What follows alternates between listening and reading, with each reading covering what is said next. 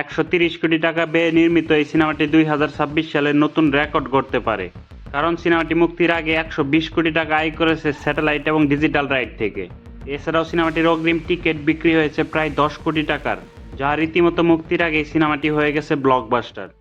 আমরা কথা বলছি সুরিয়ার অ্যাকশন থ্রিলার মুভি কারপ্পা নিয়ে। দেখতে থাকুন শেষ পর্যন্ত, কারণ ভিডিও শেষে আপনাদেরকে জানিয়ে দেব সিনেমাটির প্রথম দিনের বক্স অফিস কালেকশন।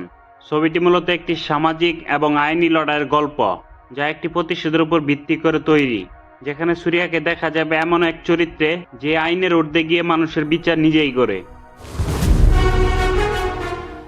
গ্রামের মাটির গল্প আর আধুনিক গ্যাংস্টার ড্রামার এক অদ্ভুত সংমিশ্রণ আমরা দেখতে পাবো এই সিনেমায়, যার প্রতিটি দৃশ্য এমনভাবে সাজানো হয়েছে যেন দর্শক প্রতি মুহূর্তে শিহরিত হয়।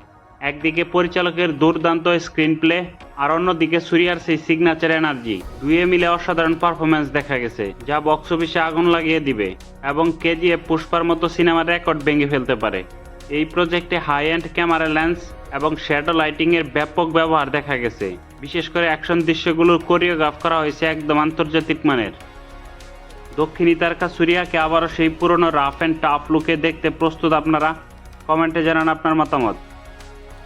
সিনেমাটি 14 মে ভারত সহ ওয়ার্ল্ড মার্কেটে একসাথে প্রায় 6,000 স্ক্রিনে মুক্তি দেওয়া হয়েছে এবং প্রথম দিনে মুভিটি বক্স অফিস থেকে আয় করেছে 57 কোটি ভারতীয় রুপি, যা একটি শক্তিশালী শুরু।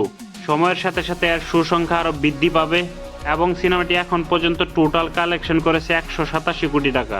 স্ক্রিনে কয়েকটি ব্লকবাস্টার মুভির সাথে তুলনা করা হয়েছে, যা পূর্বাভাস দেয় সিনেমাটি খুব দ্রুত 1000 কোটি ক্লাবে প্রবেশ করবে।